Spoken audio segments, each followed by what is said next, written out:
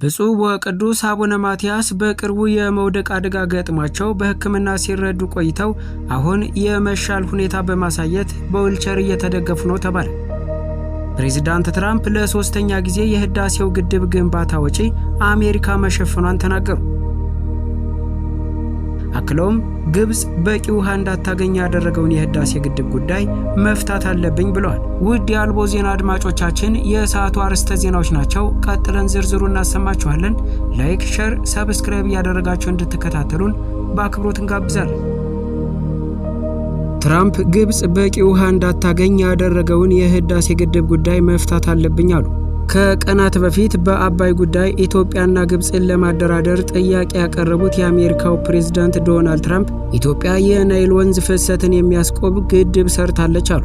በዚህም ምክንያት ግብጽ ከናይል ወንዝ በቂ ውሃ እንደማታገኝ የተናገሩት ፕሬዝዳንቱ ይህንን ጉዳይ መፍታት ይኖርብኛል ሲሉ ተደምጠዋል። ትራምፕ ይህንን የተናገሩት በድጋሚ ወደ ስልጣን የመጡበትን አንደኛ ዓመት በማስመልከት ትናንት ማክሰኞ ጥር 12 2018 ዓ.ም ለጋዜጠኞች በሰጡት መግለጫ ላይ ነው። በባለፈው አንድ ዓመት ውስጥ አስተዳደራቸው አሳክቷል ያላቸውን ጉዳዮች ዘለግ ያለ ጊዜ ወስደው ያብራሩት ፕሬዝዳንቱ በተደጋጋሚ የሚናገሩት 8 ጦርነቶችን አስቆሚያለሁ የሚል መከራከሪያ በዚህ መግለጫ ላይም አንስተዋል። ትራምፕ እንዳስቆሙ ከገለጿቸው ጦርነቶች ውስጥ በእስራኤልና ኢራን፣ የኮሶቮና ሰርቢያ፣ የኮንጎና ሩዋንዳ፣ የፓኪስታንና ህንድ እንዲሁም አርሜኒያና አዘርባይጃንን መካከል የተካሄዱ ግጭቶች ይገኙበታል ብለዋል። በኢትዮጵያና ግብጽ መካከል ሊነሳ ነበር ያሉትን ጦርነትም በዚህ ዝርዝር ውስጥ አካተውታል። እነዚህ ጦርነቶች ለመቋጨት የማይቻሉ በማለት የገለጹት ፕሬዝዳንቱ ለእያንዳንዱ ጦርነት የኖቤል ሽልማት ማግኘት ነበረብኝ ሲሉም ተደምጠዋል። ፕሬዝዳንቱ ከሚዘረዝሯቸው ከነዚህ ግጭቶች ውስጥ አብዛኞቹ ለቀናት ብቻ የቆዩ ግጭቶች ሲሆኑ በኢትዮጵያና ግብጽ መካከል ደግሞ አንድም ወታደራዊ እንቅስቃሴ አልተደረገም። ትራምፕ ግን በማክሰኞ ንግግራቸው ግብጽና ኢትዮጵያ በግድቡ ምክንያት ሊዋጉ ነበር፣ እኔ ግን አስቆምኳቸው ብለዋል። ኢትዮጵያ ውስጥ ናይል ከሚባለው ትንሽ ወንዝ የሚመጣውን ፍሰት የሚያስቆም ግድብ ሰርተዋል ያሉት ፕሬዝዳንቱ አሁንም ቢሆን ይህንን ጉዳይ መፍታት እንዳለባቸው ተናግረዋል። ሁልጊዜም ናይል ግብጽ ውስጥ እንዳለ ነበር የማስበው፣ ውቡ ናይል ከፒራሚዶች ጋር፣ እነርሱ ግን ግድቡን ገነቡ ብለዋል። ትራምፕ የናይል ወንዝን ትንሽ ቢሉትም መረጃዎች ግን 6650 ኪሎ ሜትር ርዝመት በመያዝ በዓለም ረጅም ወንዝ ሆኖ አማዞንን ይፎካከራል። የተባበሩት መንግስታት እንደሚለው ወንዙ 11 የተፋሰሱ ሀገራትን በማካለል በቀጠናው መረጋጋትና በውሃ ደህንነት ላይ ከፍተኛ ጠቀሜታ ያለው ወንዝ ነው። ፕሬዝዳንት ትራምፕ አሜሪካ ለግድቡ ግንባታ የዋለውን ገንዘብ ሰጥታለች የሚለው ንግግራቸውን በድጋሚ በዚህ መግለጫቸው ላይም አንስተዋል። ለግድቡ ክፍያ የፈጸመው ማን እንደሆነ ታውቃላችሁ? ዩናይትድ ስቴትስ ኦፍ አሜሪካ በዓለም ላይ ትልቁ ግድብ ይመስለኛል ሲሉ ለጋዜጠኞችም ተናግረዋል። ከአሜሪካ ተሰጥቷል ያሉት ገንዘብን በተመለከተም እኔ እንዴት ይህ እንዲሆን ፈቀዳችሁ? ለምን እንዲህ አደረግን አልኩ ወይ? እኛንን የገንዘብ ድጋፍ ያደረግነው ሲሉም አክለው ገልጸዋል። የግድቡን መገንባት ምንኛ አስከፊ ነገር ነው በማለት የገለጹት ፕሬዝዳንቱ በዚህም ምክንያት ግብጽ በቂ ውሃ እያገኘች እንዳልሆነ ሲናገሩም በተደጋጋሚ ተደምጠዋል። ግብጽ አባይ ውስጥ በቂ ውሃ የላትም፣ ውሃውንም ለብዙ ነገሮች ይጠቀሙበታል፣ ለመዝናኛ፣ ለጉዞ፣ ለቱሪዝምና ለሌሎችም ነገሮች ብለዋል። ትልቅ ግድብ አላቸው፣ አሁን እነሱን ለመፍታት መስራት ይኖርብኛል ሲሉ እቅዳቸውን ገልጸዋል።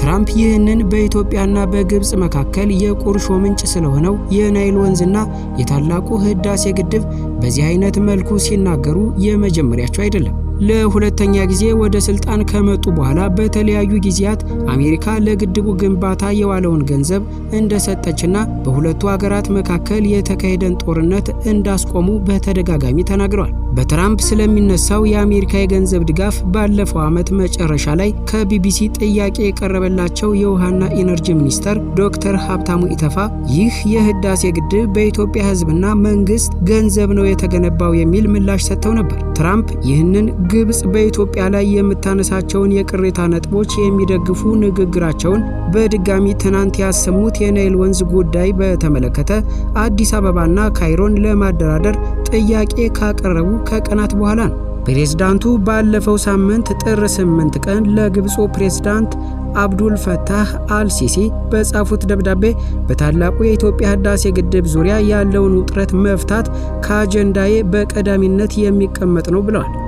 የናይል ወንዝ ክፍፍል ጉዳይም ለአንዴና ለመጨረሻ ጊዜ ለመፍታት እንደሚፈልጉ የገለጹት ፕሬዝዳንቱ አሜሪካ ለግብፅ ህዝብ ሰላምና ደህንነት ቁርጠኛ እንደሆነችም አረጋግጠዋል። በተያያዘ ዜና ፕሬዝዳንት ትራምፕ ለሶስተኛ ጊዜ የህዳሴውን ግድብ ግንባታ ወጪ አሜሪካ መሸፈኗን ተናገሩ። የአሜሪካው ፕሬዝዳንት ዶናልድ ትራምፕ ወደ ስልጣን የመጡበትን አንደኛ ዓመት አስመልክቶ ባደረጉት ንግግር የታላቁ ህዳሴ ግድብ ግንባታ ወጪ በሀገራቸው መሸፈኑን በተደጋጋሚ እየተናገሩ ነው። ፕሬዝዳንቱ ስልጣን ላይ በቆዩባቸው ጊዜያት 8 ጦርነቶችን እንዳስቆሙ ገልጸው ኢትዮጵያና ግብፅም በህዳሴው ግድብ ምክንያት ሊያደርጉት የነበረውን ጦርነት ማስቆማቸውን አሁንም በተደጋጋሚ እየተናገሩ ይገኛሉ። ኢትዮጵያ በናይል ወንዝ ላይ በገነባቸው ትልቅ ግድብ ምክንያት ግብጾች ተጎድተዋል፣ ውሃቸው ቀንሶባቸዋል። ናይል ግብጽ ውስጥ ያለ ነበር የሚመስለኝ። ይህንን ጉዳይ መፍታት እፈልጋለሁ ብለዋል ፕሬዝዳንቱ። የግድቡ ግንባታ ወጪ ማን እንደሸፈነው ታውቃላችሁ? እኛው ነን ያሉት ፕሬዝዳንቱ ትራምፕ በኢትዮጵያና ግብጽ መካከል ያለውን አለመግባባት የመፍታት እቅድ እንዳላቸውም አሁንም ተናግረዋል። ስለ ኢትዮጵያ ህዳሴ ግድብ በተደጋጋሚ ሲናገሩ የሚሰሙት ፕሬዝዳንቱ ከዚህ በፊት የግድቡን ወጪ ሀገራቸው መሸፈኗን ገልጸዋል። የኢትዮጵያ መንግስት በይፋ ፕሬዝዳንት ትራምፕ የህዳሴውን ግድብ ግንባታ ወጪ በአሜሪካ መሸፈኑን አስመልክቶ የተደረገው ንግግር በተደጋጋሚ ውድቅ አድርገዋል። ሙሉ ለሙሉ ግንባታው ተጠናቆ ኃይል ማመንጨት የጀመረው ታላቁ የኢትዮጵያ ህዳሴው ግድብ የግንባታው ወጪ በኢትዮጵያና በመንግስት ወጪ መሸፈኑን ተገልጿል። ስለ ቅዱስነታቸው አቡነ ማትያስ በተነሳው ጥያቄ መሰረት በቅርቡ የመውደቅ አደጋ ገጥሟቸው በሕክምና ሲረዱ ቆይተዋል። የመሻል ሁኔታ በማሳየት በዊልቸር እየተደገፉ የተወሰኑ ጊዜያት ራሳቸውን መሰብሰብ ችለዋል ሲሉ የቤተ ክርስቲያኗ የሥራ ኃላፊ መልእክት አስተላለፉ።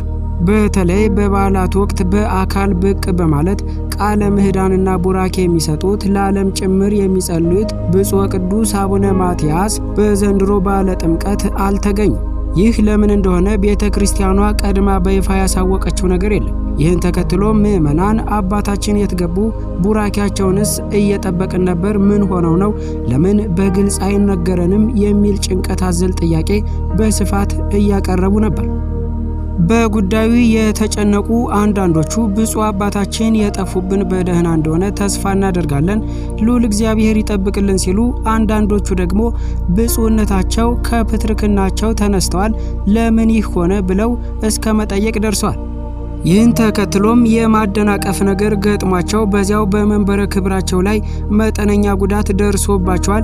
ለዚያም ሲኖዶሱ ተከታትሎ በቂ ሕክምና ተደርጎላቸዋል። ሕክምናቸውም ተስፋለው ወዲያውኑ ከሕክምና ወጥተው ወደ መንበረ ፓትርያርክ ገብተዋል ተብሏል። ይህ የገጠማቸው ባለፈው ታኅሳስ ወር ነው። በልደትም ወጥተው ባርከው ነው የተመለሱት። የቅዱስ ሲኖዶስ ዋና ጸሐፊ ብፁዕ አቡነ ዲዮስቆሪዮስ ናቸው የቅዱስነታቸውን ቃል በንባብ ያሰሙት እንጂ ቡራኪያቸውንም የሰጡት ቅዱስነታቸው ናቸው። ከቀን ወደ ቀን ጤንነታቸው ጥሩ እየሆነ ነው ሲሉም አክለው ገልጸዋል። በመጪው የካቲት 24 በዓለ ሲመታቸው ነው። እንደ እግዚአብሔር ፈቃድ እዛም ላይ እንደሚገኙ ተስፋ እናደርጋለን ያሉት የመረጃ ምንጮች እሳቸው ለዓለም እንደሚጸልዩት ሁሉ ሕዝቡም ለጤንነታቸው በጸሎት ሊያስባቸው እንደሚገባ፣ የቅዱስነታቸው መቆየት ለኢትዮጵያም ለቤተ ክርስቲያንም ትልቅ ትርጉም እንዳለው ገልጸዋል። ቅዱስነታቸው በዘንድሮው የጥምቀት በዓል ያልተገኙት የፕትርክና ለውጥ ስላለ ነው የሚል ሌላው ጥያቄ የተነሳ ሲሆን ለዚህ ምላሽ ሲሰጥም ይሄ ፈጽሞ ውሸት ነው፣ ቅዱስነታቸው በመንበረ ክብራቸው ነው ያሉት። ዛሬም ድረስ 6ኛው የኢትዮጵያ ኦርቶዶክስ ተዋሕዶ ቤተክርስቲያን ፓትርያርክ ብፁዕ ወቅዱስ አቡነ ማትያስ ናቸው ተብሏል። ቋሚ ሲኖዶስ ሙሉ ስራውን እያከናወነ ነው። የሲኖዶሱ ዋና ጸሐፊ ብፁዕ ወቅዱስ አቡነ ዲዮስቆሮስ በተሟላ ቋሚ ሲኖዶሱ እየሰበሰቡ ከቅዱስነታቸው መመሪያ እየተቀበሉ ቀን በቀን እያገኟቸው ከብፁዕ ጠቅላይ ስራ አስኪያጁና ከቋሚ ሲኖዶስ አባላት ጋር ቤተ ክርስቲያኗን እየመሩ ነው ያሉት። ይሄ ነው እውነታው ብለው መልስ ሰጥተዋል። አክለውም ቅዱስነታቸው ብዙውን ጊዜ በጸሎት ነው የሚኖሩት። ፍጹም መናኛ አባት ናቸው። በመንፈስ ቅዱስ ሲኖዶስ ምርጫም ወደ መንበረ ፕትርክናም ሲሾሙ እድሜያቸው ገፋ ያለ አረጋዊ አባት ናቸው። ከተሾሙ 10 ዓመት ሆኗቸዋል። የእድሜ መግፋትን ተከትሎ በቅርቡ የመውደቅ አደጋ ገጥሟቸው በሕክምና ሲረዱ ቆይተዋል። ጥሩ ለውጥ መምጣቱንም ከሆስፒታሉ ወጥተው ወደ መንበረ ክብራቸው ተመልሰው አገግመው በጸሎት እየታገዙ ነው ተብለዋል። ቋሚ ሲኖዶስም ለተወሰኑ ጊዜያት በተወካይ አማካኝነት ይሰበሰብ ነበር። በኋላም ትንሽ የመሻል ሁኔታ በማሳየት በዊልቸር እየተደገፉም የተወሰኑ ጊዜያትን ራሳቸው መሰብሰብ ችለዋል። የባለፈው በዓል ልደትን አስመልክቶም በቋሚ ሲኖዶስ አባቶች ተገኝተው የእንኳን አደረሳችሁ አባታዊ ቃለ ምዕዳንና ቡራኬ ሰጥተዋል ሲሉ አስታውሰዋል። ሚዲያ ከመጠየቁ በፊት የቤተ ክርስቲያኗ ሚዲያዎች የሕዝብ ግንኙነት መምሪያ ክፍል ቋሚ ሲኖዶስም ብፁዕነታቸው ያሉበትን ሁኔታ ማሳወቅ እንደነበረባቸው ገልጸው እነዚህ ክፍተቶች አሉ የሚል አስተያየትም ሰጥተዋል። ሕዝቡ ይጠይቃል። ምክንያቱም ብፁዕነታቸው የቤተ ክርስቲያኗ መሪ አባት የመንጋው ጠባቂ ናቸው።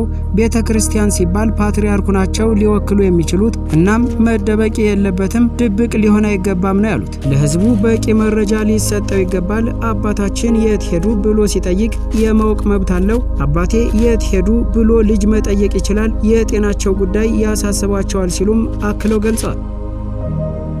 ውድ የአልቦ ዜና ተከታታዮች የሰዓቱ ዜናዎች እነዚህ ነበሩ። በሌላ መረጃ እስክንገናኝ ድረስ ላይክ፣ ሸር፣ ሰብስክራይብ እያደረጋችሁ ቻናላችንን እንድትቀላቀሉ በአክብሮት እንጠይቃለን። መልካም ቀን።